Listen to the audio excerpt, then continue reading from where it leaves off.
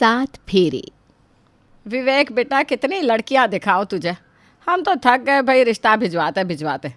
देख, अगर तूने पहले ही कोई पसंद कर रखी है तो साफ साफ बता दे, क्यों अपनी माँ के बुढ़ापे में घुटने दर्द करवा रहा है। देखो मम्मी, शादी कोई दुकान से खरीदा हुआ सामान नहीं है जो पसंद ना आने पर वापस हो जाए। अरे मैं सोच समझ कर शादी करना चाहता हूँ, तो इसमें बुराई क्या है? और अगर मुझे कोई पसंद होती ना, तो क्या आज तक आपकी नज़रों से बची रहती माँ? अच्छा ठीक है, देख आज मैं गांधीनगर जा रही हूँ। शुक्ला जी की बिटिया बेंगलोर में नौकरी करती है। वैसे तो मैंने इस रिश्ते के लिए साफ मना कर दिया था, लेकिन आज एक बार और बात करके देखती हूँ। शायद लड़की शादी के बाद नौकरी ना करने पर राज़ी हो जाए। अरे माँ, लेकिन नौकरी छुड़वानी क्यों है उसकी? देख बेटा, ये मुझे नौकरी करने वाली, आदमियों से बराबरी करने वाली लड़कियां बिल्कुल भी पसंद नहीं है। सीधा सा गणित ये है कि औरत औरत होती है, आदमी की बराबरी करने वाली औरतों के घर नहीं बसा करते। आप मुझे बार बार पूछते हो ना, मुझे आपकी पसंद की लड़कियों के रिश्ते पसंद क्यों नहीं आते? तो सुन लीजिए, यही कारण है। इसी वजह से मेरी शादी नहीं हो पा रही है। मतलब क्या है तेरा? कैसी लड़की चाहिए तुझे? मुझे आज के ज़माने की पति के कंधे से कंधा मिलाकर चलने वाली लड़की चाहिए। घर में रोटी बनाकर ही खानी है ना, तो मैं कुक लगवा देता हूँ, आप आराम से उसके हाथ की रोटी खाते रहना। मतलब ये तो हद ही हो गई ना मम्मी, कि आपको बेटे की शादी के लिए उसकी जीवन साथी नहीं बल्कि रोटी बनाकर खिलाने वाली कुक चाहिए। अच्छा, तो घर परिवार संभालना, परिवार वालों को खाना बना कर देना एक कुक का काम होता है? ठीक है भाई, ले आओ तुम्हें जैसी लड़की लानी है। हम तो अब तुम्हारे बीच में बोलेंगे नहीं, अपने हिसाब से देख लो। बस कल को जब वो सर पर बैठ कर नाचेगी ना, तो रोते हुए हमारे पास मत आना। अरे मैं क्यों आऊँगा रोते हुए? मम्मी, इस बेंगलुरु वाली लड़की से बात चलाइए, और हो सके तो उसका फ़ोटो और बायोडाटा भी मंगवा लीजिए। मुझे लगता है कि मेरी बात यहाँ बन जाएगी। दोनों अपने अपने जॉब में बिजी रहेंगे तो ज़िंदगी में सुकून रहेगा, क्योंकि पति पत्नी में रोज़ रोज़ की किटकिट भी तभी होती है जब पत्नियाँ पूरा दिन घर में खाली बैठी रहती हैं। विवेक की माँ को बेटे की बातें अच्छी तो कतई नहीं लगी थी, लेकिन फिर भी वो अपने इकलौते बेटे का दिल दुखाना नहीं चाहती थी, और अपनी सोच और पसंद बेटे पर थोपकर जीवन भर के लिए उसकी गुनहगार नहीं बनना चाहती थी। जैसा कि विवेक को अंदाज़ा था, शुक्ला जी की बेटी दिशा शुक्ला के साथ जल्द ही विवेक की शादी हो जाती है, और शादी के बाद दिशा अपने ससुराल पहुंच जाती है। ससुराल में आने के बाद, मम्मी जी, मुझे ऑफिस से बस एक ही हफ्ते की छुट्टी मिली है। मुझे आज शाम की फ़्लाइट से ही बेंगलोर निकलना पड़ेगा। हाँ, यह बहुत बढ़िया है बेटा विवेक, बहुत सही लड़की चुनी है तूने। तू यहाँ दिल्ली में रहेगा और तुम्हारी दुल्हन वहाँ बेंगलुरु में रहेगी। बस चल चुकी तुम्हारी गृहस्थी तो। अरे मम्मी, क्यों शोर मचा रही हो? उसने बात की है अपने ऑफिस में, 1 महीने के अंदर ऑफिस वाले इसको दिल्ली ऑफिस में ट्रांसफ़र कर देंगे। आप ना बिना बात परेशान होने लग जाती हो मम्मी। बेटा, तुम अपनी पत्नी से बेंगलुरु में नौकरी करवाओ या लंदन में, हमें इससे क्या मतलब? हमें कौन सा उसके हाथ की रोटियां खाने को मिलेगी? बिल्कुल ठीक कह रही मम्मी जी। आप ऐसा करो ना, एक रोटी मेकर ख़रीद लो। मैं तो कहती हूँ जो काम इतना सिंपल तरीके से हो सकता है, उसके लिए ज़रूरत ही क्या है 1 घंटे तक किचन में खड़े होकर पसीना बहाने की। हाँ बेटा, लग रहा है तुम्हारे मायके वालों ने सही सिखा कर भेजा है तुम्हें। तुम्हारी मम्मी भी क्या रोटी मेकर में ही रोटियां बनाकर खिलाती थी तुमको? जी मम्मी, बिल्कुल ठीक कहा आपने। मेरी मम्मी तो पिछले 5 साल से रोटी मेकर से ही रोटियां बना रही है। मैंने ही उनको समझाया कि मम्मी, इतनी त्याग की मूर्ति बनने से कोई अवार्ड नहीं मिलने वाला है आपको। चुपचाप ये रोटी मेकर खरीदो और इसमें आराम से रोटियां बनाकर खाओ। ये लो जी, ये है आजकल की बहू, सास को ही पहाड़ा पढ़ा रही है। एक हमारा ज़माना था, सास के आगे आवाज़ भी नहीं निकलती थी बहू की। अब देखो बहू, तुमको जैसी रोटी खानी है खाओ, लेकिन हम तो रोटी मेकर वाली रोटी नहीं खाएंगे। वो कच्ची पक्की अधजली रोटी खाना हमारे बस का तो है नहीं। बेटा बहू 4 पैसे कमाने लगे, इसका मतलब ये तो नहीं होता ना कि वो अपना फ़र्ज़ भूल जाए। परिवार को अपने हाथ से बनाकर भोजन कराना किसी भी औरत का पहला कर्तव्य होता है। बाकी सारी बातें उसके बाद में आती है। मुझे लेट हो रहा है विवेक, मैं शाम की फ़्लाइट की तैयारी कर लेती हूँ। 4 बजे तक मुझे निकलना ही होगा।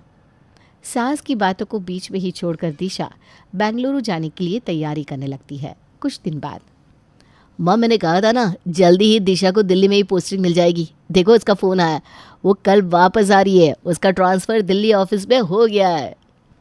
दिल्ली आने के बाद, अरे विवेक, इतने सुबह सुबह किचन में क्या कर रहा है तू? कुछ नहीं मम्मी, चाय बना रहा हूँ।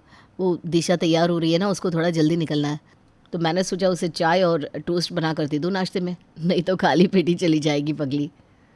अरे उसको जल्दी जाना होता है तो सुबह जल्दी उठना भी तो चाहिए।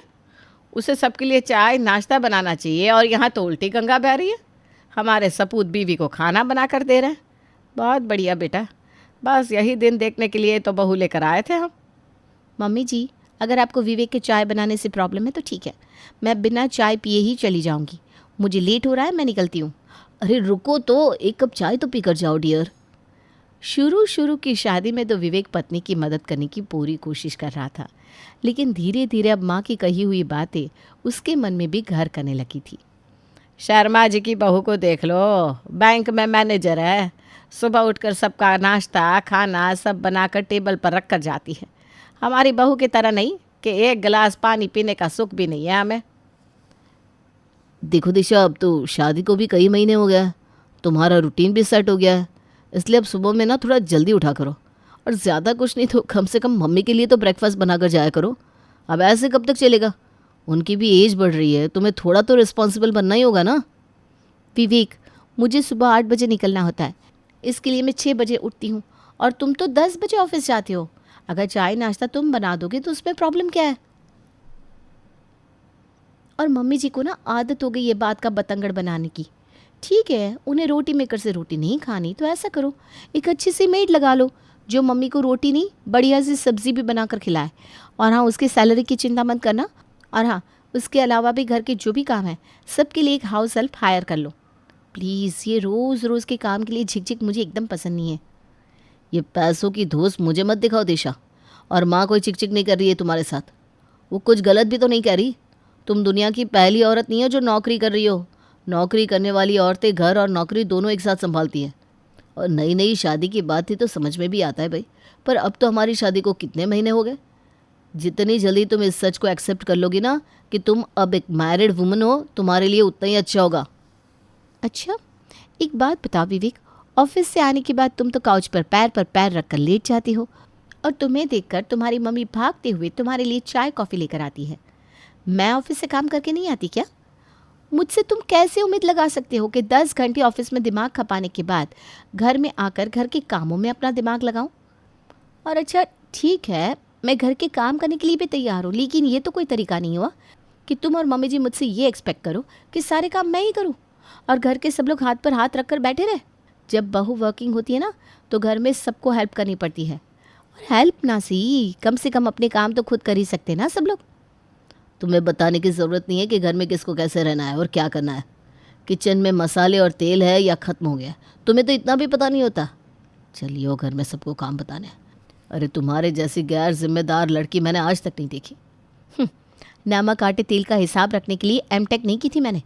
जिस तरह से तुम अपने जॉब में बिजी रहते हो, मैं भी अपने जॉब में बिजी रहती हूँ। ये छोटी सी बात तुम एक्सेप्ट क्यों नहीं कर सकते विवेक?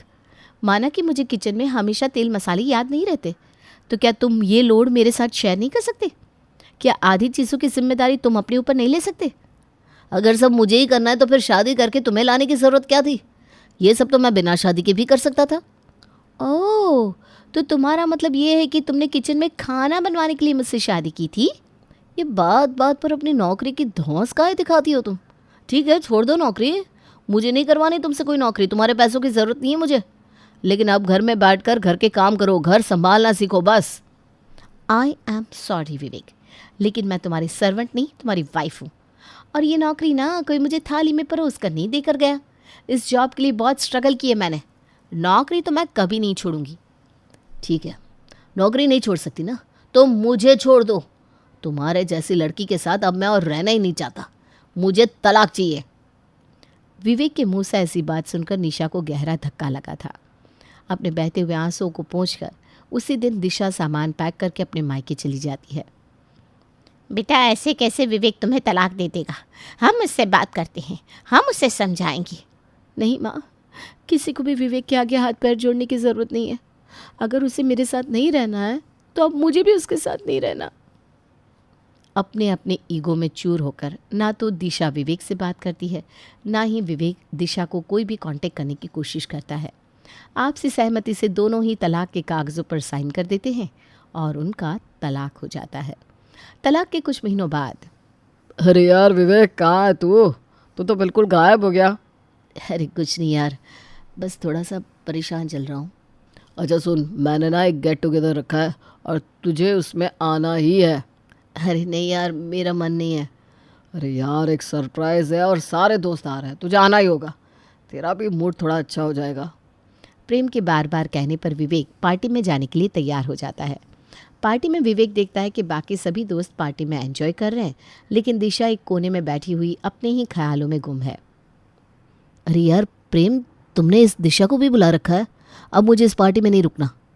अरे भाई, अब तो तुम दोनों का तलाक हो गया है ना। अब तो तुम दोनों के अपने अपने रास्ते हैं।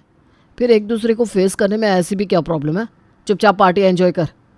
मैच्योर लोगों की तरह एक दूसरे को हाय हेलो करो और हाल चाल पूछो। भूलो मत, वो तुम्हारी दुश्मन नहीं, एक्स वाइफ है। और मैंने सुना है कि शायद उसकी एंगेजमेंट भी हो गई है, जल्दी शादी होने वाली है। तो ठीक कह रहा है, मैंने तो पिछले 8 महीने में कभी उसकी खैरियत जानने की भी कोशिश नहीं की। थोड़ी देर में विवेक जाकर दिशा को हाय बोलता है और उसके साथ ही बैठ जाता है। मम्मी जी कैसी हैं? ठीक है, आजकल बीपी हाई रहता है उनका। मेड तो आती है ना, काम का प्रेशर तो नहीं है ना ज़्यादा उन पर? मेड आती है, लेकिन मम्मी की आदत जानती हो ना, जब तक अपने हाथ से ना कर लें उन्हें चैन नहीं आता। वो तो मैं जानती हूँ। कई बार तो मैं काम कर देती थी, उसके बाद भी मम्मी जी फिर से उसी काम को करती थी। जैसे मैं कपड़े सुखा दूँ तब भी एक ही कपड़ा उलट पुलट करके सुखाती थी। कहती थी ठीक से नहीं फैला है। इतना कहकर दिशा और विवेक हंसने लगते हैं। विवेक और दिशा को अब जैसे पार्टी की सुधि नहीं थी। दोनों ने एक बार बातें शुरू की तो जैसे उनकी बातें खत्म होने का नाम ही नहीं ले रही थी। वैसे हमें ना पति पत्नी नहीं, दोस्त होना चाहिए था, शायद हमारी दोस्ती अच्छी चलती। वैसे अभी भी कुछ देर नहीं हुई, तुम चाहो तो हम दोस्त तो बन ही सकते हैं। विवेक और दिशा एक दूसरे का नंबर एक्सचेंज करते हैं और दोस्तों की तरह एक बार फिर से उनकी बातें होने लगती है। कुछ दिन बाद, तुम्हें पता है विवेक, ये अपने आप में बहुत ही अजीब बात है कि जिस लड़की के साथ मेरी शादी के बाद एक भी दिन नहीं बनी अब वो मेरा बेस्ट फ्रेंड बन गया है। मुझे तो यकीन ही नहीं होता विवेक कि तुम वही विवेक हो जो छोटी छोटी बातों पर सिरे से उखड़ जाता था।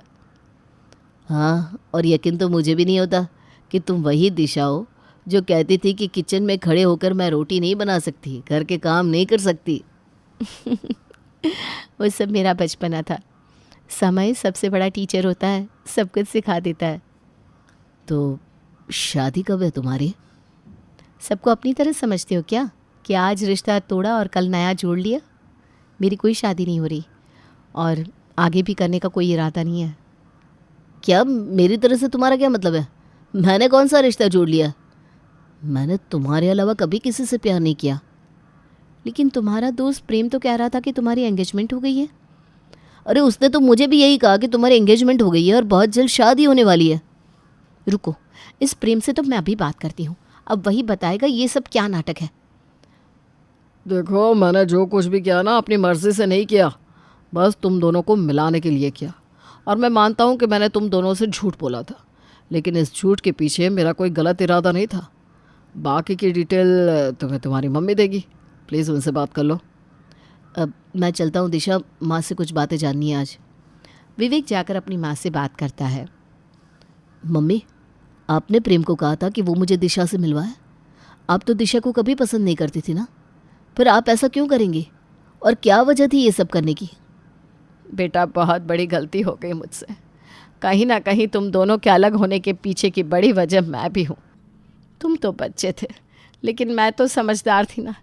मैंने हमेशा बहू की छोटी छोटी बातों को मिर्च मसाला लगाकर बढ़ा चढ़ा कर ही तुझे बताया। ये तो कभी सोचा ही नहीं मैंने। अरे मैं बड़प्पन दिखाकर उसकी गलतियों पर पर्दा भी तो डाल सकती थी ना, या फिर माँ की तरह उसे समझा भी तो सकती थी। लेकिन मैंने न जाने क्यों अपनी अकड़ में आकर अपने बेटे का घर बर्बाद कर दिया। आखिर तुम दोनों के तलाक से किसका भला हुआ? किसी का भी नहीं। उसके जाने के बाद मैंने महसूस किया कि दिशा कोई गलत लड़की नहीं थी। उसने कभी कोई गलत बात नहीं की। अरे वो यही तो चाहती थी कि वो नौकरी करती है तो हम सब उसका सहयोग करें, तो उसमें कोई बुराई तो नहीं है ना बेटा। बस इसीलिए मैं तेरे दोस्त प्रेम के पास गई और मैंने उसे अपने मन की सारी बातें कही। प्रेम ने मुझसे वादा किया कि वो फिर से तुम दोनों को मिलवा देगा।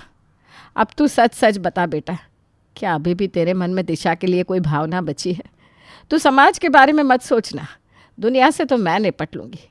तू बस ये बता, क्या तू अभी भी दिशा के साथ रहना चाहता है? माँ, मेरे मन की जितनी भी गांठें थी वो सब खुल गई है। मैं अब पूरे दिल से दिशा को अपनाना चाहता हूँ। मुझे भी अपनी गलतियों का एहसास है। पता नहीं मुझे अपने मर्द होने का ऐसा क्या घमंड था। अरे अंधा हो गया था मैं। अपने घर को बचाने के बजाय अपने घमंड को बचाना मुझे ज़्यादा ज़रूरी लगा। माँ, क्या आपने प्रेम से कहा कि वो मुझे विवेक से मिलवाए? हाँ बेटा, मैं जानती थी तुम मन ही मन विवेक से प्यार करती है, लेकिन तुम दोनों अपने अपने अहम के चक्कर में अपना घर बर्बाद करके बैठ गए थे। तुम्हारा अहम तुम्हें झुकने नहीं दे रहा था, लेकिन मैं जानती थी कि दिल के कोने में कहीं ना कहीं तुम आज भी विवेक से बात करना चाहती हो, और इसीलिए मैंने विवेक की माँ से बात की और फिर हम दोनों मिलकर प्रेम के पास गए।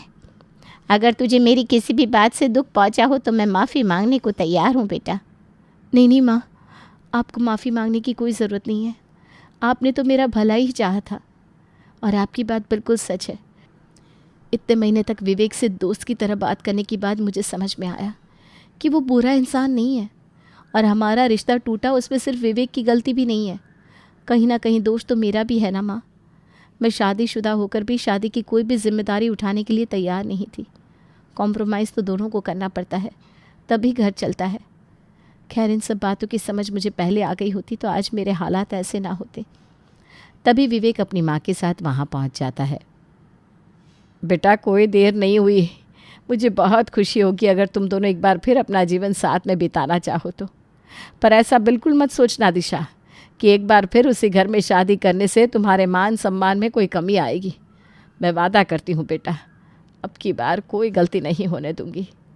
विवेक की माँ की बात सुनकर दिशा दौड़कर अपनी सास के गले लग जाती है। दोनों परिवारों की रजामंदी से जल्द ही विवेक और दिशा की फिर से शादी होती है, और इस बार वो दोनों खुशी खुशी अपना जीवन बिताते हैं।